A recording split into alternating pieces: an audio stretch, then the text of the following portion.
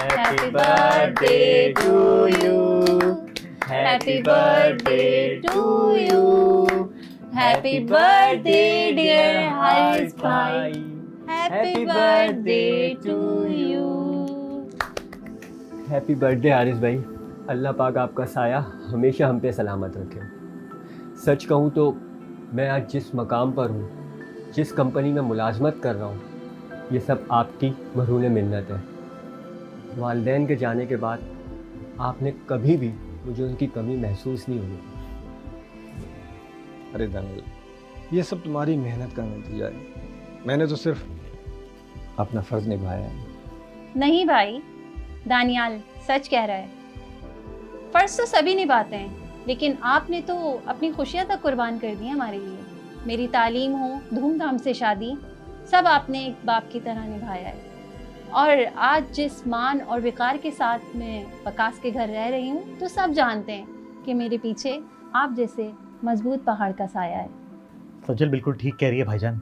मैंने अपनी ज़िंदगी में आप जैसा नफीस और शफीक इंसान नहीं देखा। सिर्फ घर में ही नहीं, पूरे शहर में आपकी काबिलियत के चर्चे हैं। और लोग तो यहाँ तक कहते हैं कि डॉक्टर हारिस के हाथ में अल्लाह ने वो शिफा रखी है कि आपकी तसल्ली सुन के मरीज़ आधा खुद ब खुद ही ठीक हो जाता है। और मुझे फ़ख्र है आप जैसे बाशऊर और काबिल डॉक्टर का बहनोई होने पर। अच्छा भाई, ये जज्बाती बातें छोड़ो और इस केक को खाकर ख़त्म करो। मुझे तो आज खुशी ये है कि हम सब आज साथ जमाए। चलो भाई।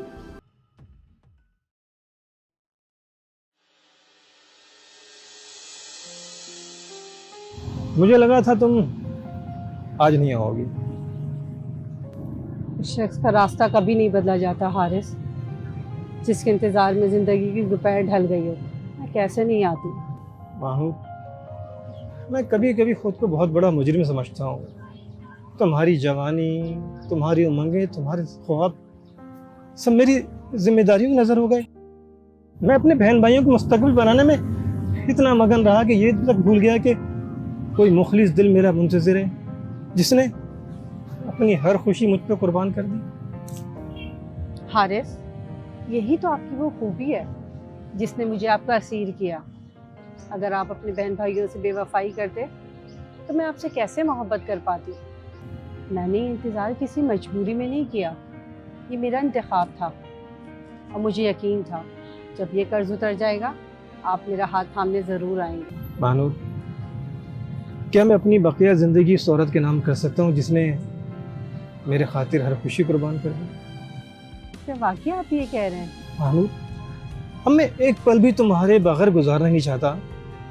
हमने बहुत वक्त खो दिया, जो बचा है वो तुम्हारे साथ गुजारना चाहता हूँ। मानूर, क्या तुम इस डॉक्टर का साथ दोगी, उससे निकाह करोगी?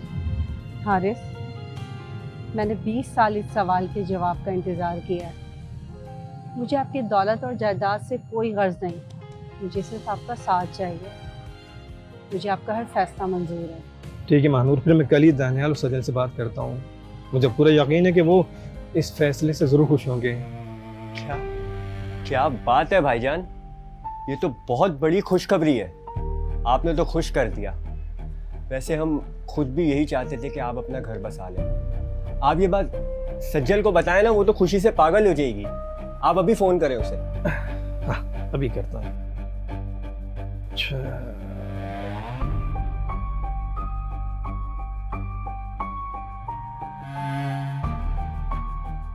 अस्सलाम वालेकुम भाईजान, खैरियत? वालेकुम सलाम सजल। अरे भाई, तुम्हें खुशखबरी देनी थी। अरे भाई, मैंने फैसला किया कि मैं अब शादी करूं। ओहो भाई, इस उम्र में बड़े अरमान जाग रहे हैं आपके। वैसे मानना पड़ेगा, आप अभी भी किसी हीरो से कम नहीं लगते। तो बताएं ना, वो खुशनसीब कौन है जिसने हमारे भाई का दिल चुरा लिया है? अरे सजल, अरे भाई तुम जानती तो उसे। अरे बताएं ना, क्यों सस्पेंस क्रिएट कर रहे हैं भाई? मैं महानूर की बात कर रहा हूँ। महानूर? अच्छा, वही महानूर। बड़ा इंतजार किया उसने आपका। वाह भाई, आपकी मोहब्बत तो सच्ची निकली। वो बेचारी अभी तक कमा रही बेटी आपके लिए। मैं बहुत खुश हूँ आपके लिए। अरे क्यों नहीं सजल, अरे भाई खुश तो होना तुम दोनों का बनता है ना। अच्छा भाई, वकास बुला रहे, मैं कल आपसे सुकून से बात करती हूँ। अल्लाह हाफिज। अच्छा अच्छा ठीक है, बाद में बात करते हैं। ओके बेटा, अल्लाह हाफिज।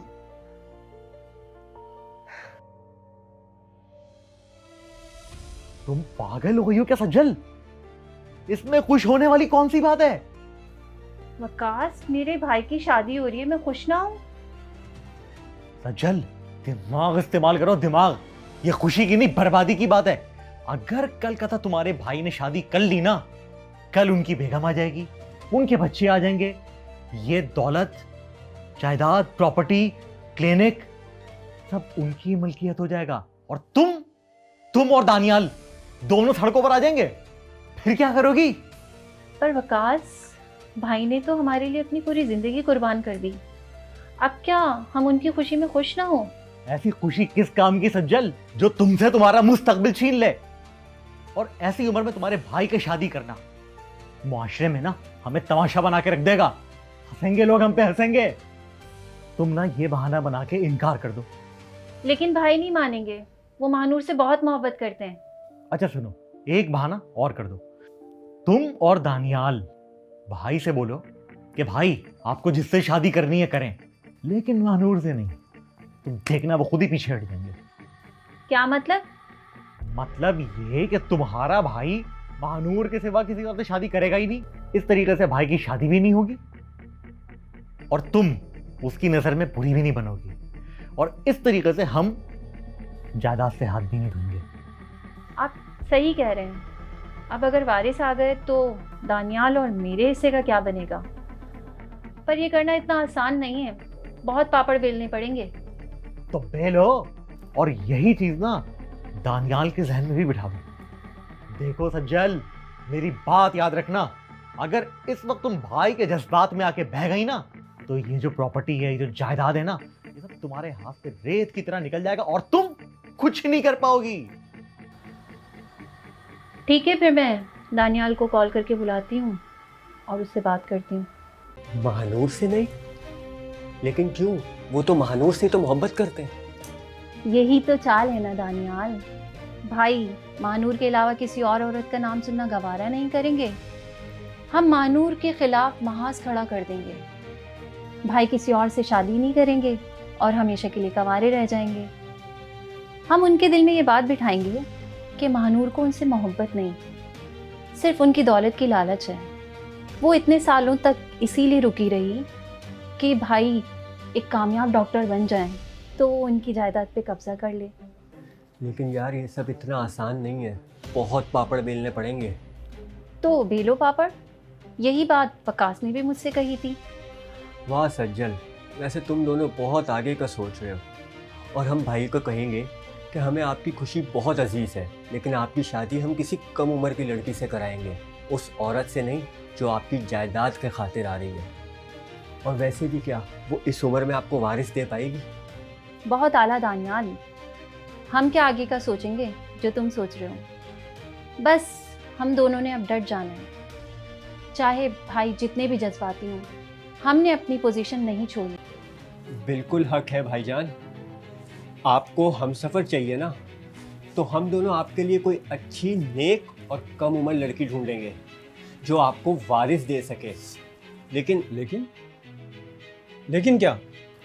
लेकिन ये भाईजान आप भूले हैं, हम नहीं। महानूर ने आपसे जब शादी नहीं की जब आपके पास कुछ नहीं था। अब वो आपके इस रुतबे, इस जायदाद और आपके क्लिनिक के लिए आपसे शादी कर रही है। वो आपसे नहीं, आपके बैंक बैलेंस से शादी करना चाहती है। खामोश हो जाओ सजल।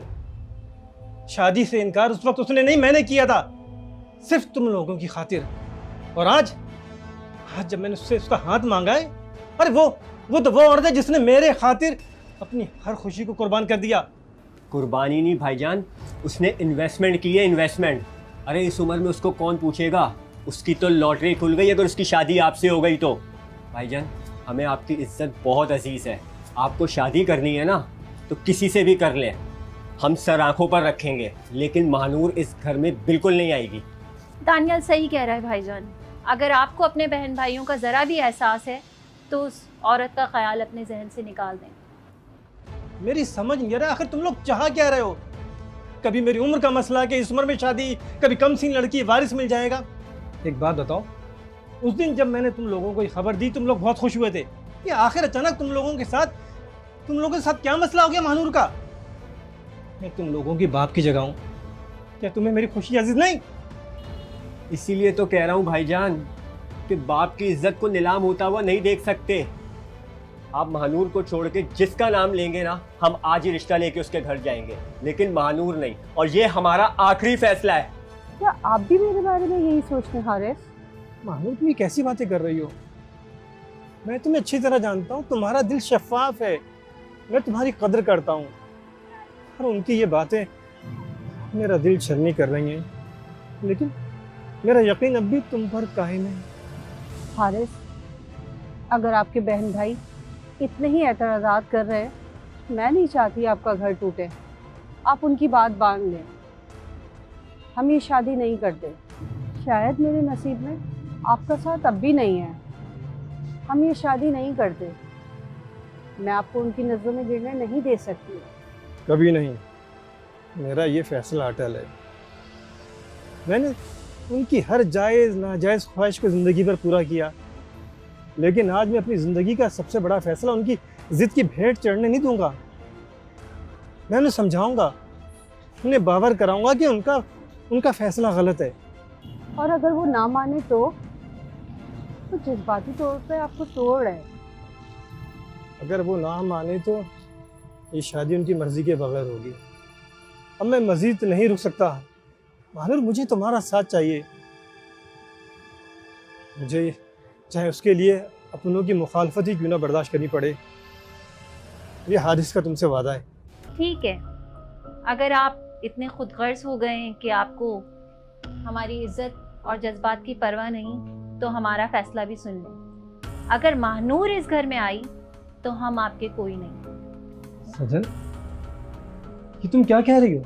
सज्जल ठीक कह रही है भाईजान। अगर आपने महानूर से शादी करनी है तो याद रखें, आपकी शादी और निकाह में ना मैं शिरकत करूंगा और ना ही सज्जल। आप उस दिन अकेले खड़े होंगे। आपका कोई भी करीबी रिश्तेदार आपके साथ नहीं होगा और ना आपका खून आपके साथ होगा।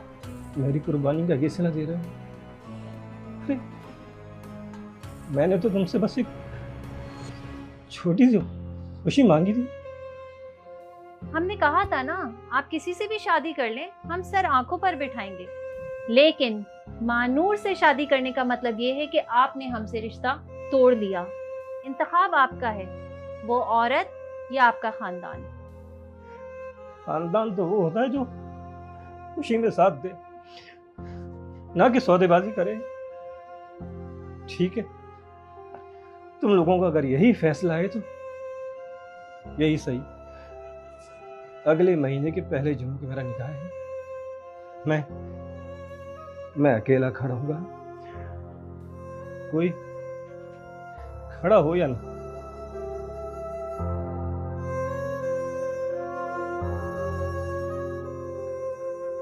सज्जन, ये तो शादी कर रहे हैं, अब क्या होगा? हमने बहुत कोशिश करी, यहाँ तक कि उन्हें बाइकआउट की धमकी तक दे दी, लेकिन वो टस से मस नहीं हो रहे। जैसे उनके ऊपर ना महानूर के इश्क का भूत सवार हुआ है। अब ना इससे बड़ी मुसीबत आने वाली है। तुम लोग के ताल्लुकात खत्म करने के चक्कर में कहीं ऐसा ना हो हारिस अपनी जायदाद उठा के महानूर के नाम कर दे और तुम लोग पड़े टापते रहोगे। आप बात तो बिल्कुल ठीक कह रहे हैं, लेकिन जो जायदाद भाई ने खुद बनाई है उस पे तो शायद अब महानूर का ही राज होगा। लेकिन मेरे पास एक रास्ता और है।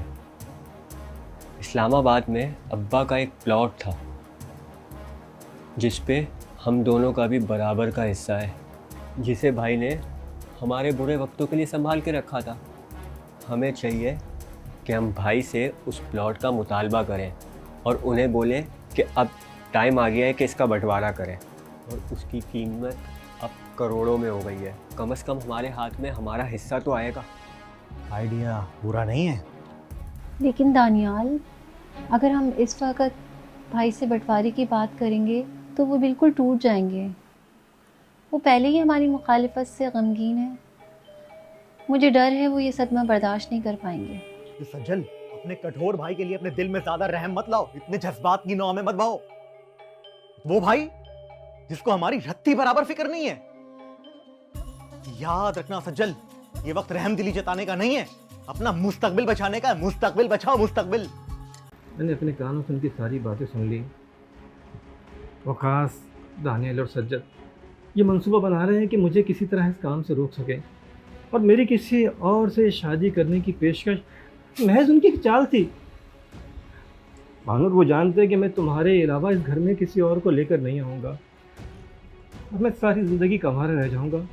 हाँ, मेरे मरने के बाद मेरी एक एक पाई उनकी हो जाएगी। या अल्लाह, कोई अपने भाई के लिए इतना संगदिल कैसे हो सकता है? इसीलिए मानूर, मैंने आज फैसला किया है, इस फाइल में मेरे तमाम असाजात, मेरा क्लिनिक, मेरा घर, मेरी जितनी भी जमा पूंजी है, सबके कागजात इसमें मौजूद है। मैंने वकील से कहकर सब तुम्हारे नाम मुंतकिल करा दिया। मेरा जो कुछ भी था ना, आज वो सब तुम्हारा है। हारिस, ये आप क्या कर रहे हैं? मुझे ये दौलत जायदाद नहीं चाहिए। मैंने आपसे मोहब्बत की थी, आपके बैंक बैलेंस से नहीं। मुझे आपका साथ चाहिए, मुझे ज़मीन के टुकड़े नहीं चाहिए। मैं जानता हूँ मानूर, मैं इसीलिए तुम्हें दे रहा हूँ कि मैं नहीं चाहता कि मेरी मेहनत की कमाई उन गिद्धों के हाथ में लग जाए जिन्होंने मेरे मेरे जज्बात का सौदा किया। इस पे तो तुम्हारा हाथ बनता है ना। तुमने मेरे खातिर अपनी सारी ज़िंदगी वक्फ कर दी। काश हारिस, आपके बहन भाई मेरे दिल का हाल जान पाते। वो मुझे अपना दुश्मन समझते हैं, जबकि मैं तो ये सोचकर खुश थी कि शादी के बाद उनको माँ की ममता दूंगी, उनकी हर खुशी पूरी करूंगी, उनकी ज़रूरतों का ख्याल रखूंगी जैसे आप रखते हैं। मगर अफसोस, उनको इन ज़मीन के टुकड़ों से प्यार है। मालूम, उनकी आंखों पे लालच की पट्टी बन चुकी है। वो रिश्तों को नहीं, जायदाद को देखते हैं। बस मैं चाहता हूँ कि ये फाइल तुम रख लो, ताकि मेरे ज़मीर का बोझ हल्का हो जाए। और मुझे कुछ अच्छा नहीं लग रहा, दिल बहुत बोझल सा है। भाईजान,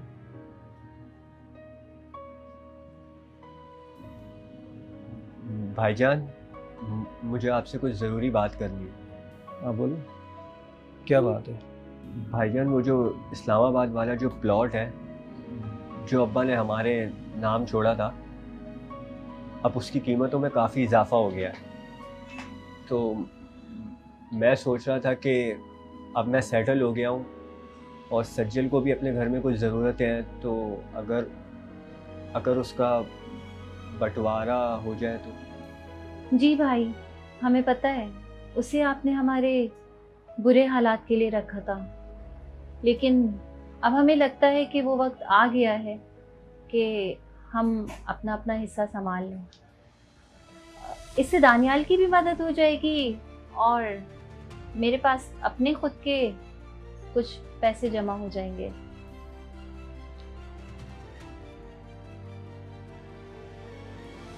ठीक है, अगर तुम लोग ये समझते हो कि वक्त आ गया है, मुझे कोई इतराज़ नहीं। मतलब आप मान गए हैं भाई? हाँ, मैं कल वकील से बात कर दानियाल पावर ऑफ अटॉर्नी तुम्हारे नाम करवा दूंगा। तुम प्लॉट बेचकर दोनों अपना हिस्सा ले लो। मेरे हिस्से की फिक्र मत करना, मुझे कोई ज़रूरत नहीं। भाई, आप नाराज़ तो नहीं है ना? हम तो सिर्फ अपने मुस्तकबिल के बारे में सोच रहे थे। सही कह रही सजल, मुस्तकबिल की फिक्र करनी चाहिए। बस ये दुआ करना है कि जब मुस्तकबिल आए तो तुम्हारे अपने तुम्हारे साथ हो। मैं थक गया हूँ, आराम करूँगा।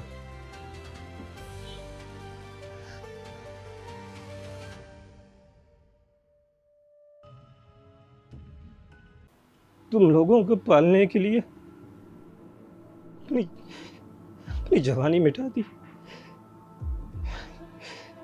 यही सिला है मेरी मोहब्बत का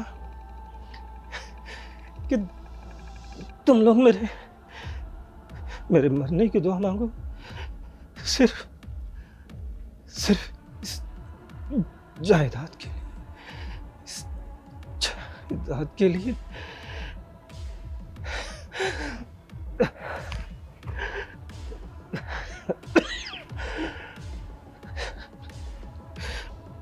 मेरी मेरी जिंदगी भर की कमाई, मेरी मेरी बेवफाई,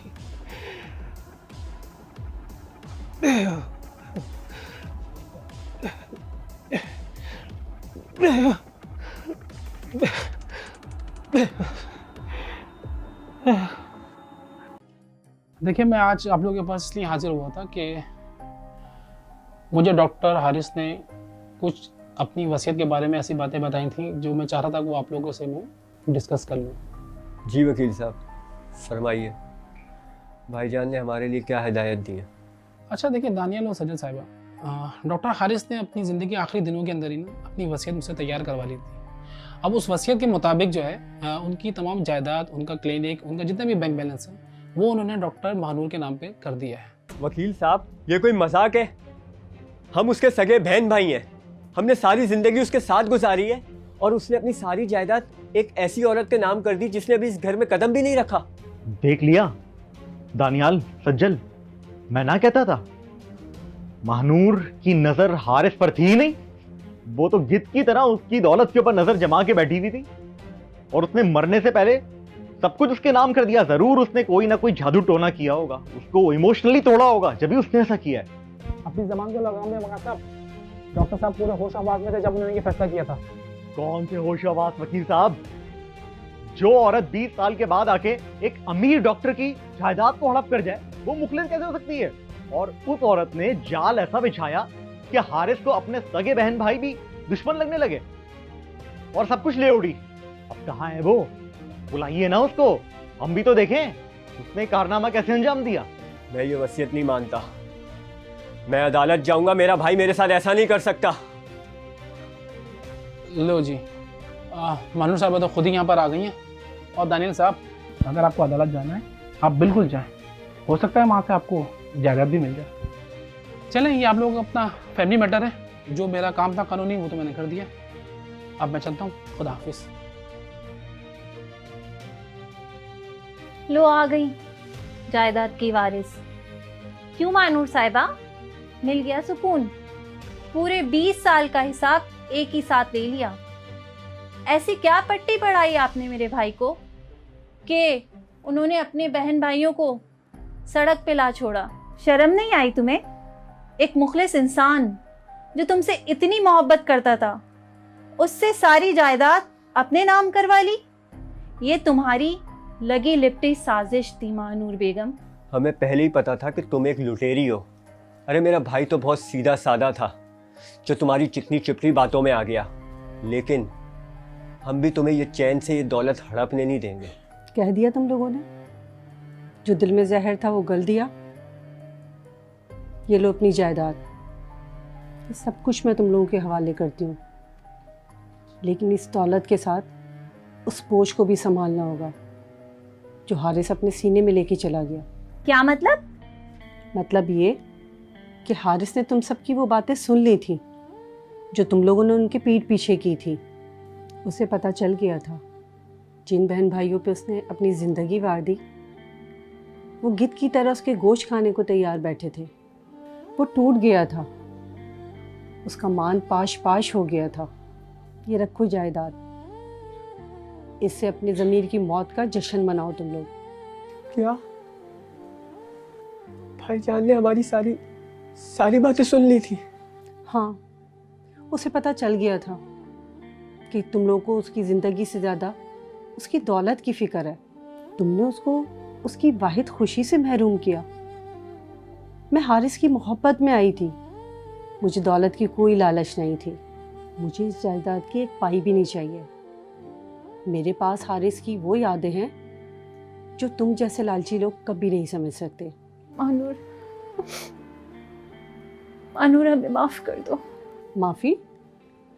माफ़ी तो तुम लोग उस मट्टी से मांगो जिसमें तुमने अपने मोहसिन भाई को दफन किया है। मेरा और हारिस का साथ इस दुनिया में तो नहीं लिखा, लेकिन मुझे अपने अल्लाह पे पूरा भरोसा है। अब दी जहाँ में वो मुझे ज़रूर मिलेगा। ये रखो अपनी जायदाद के कागजात।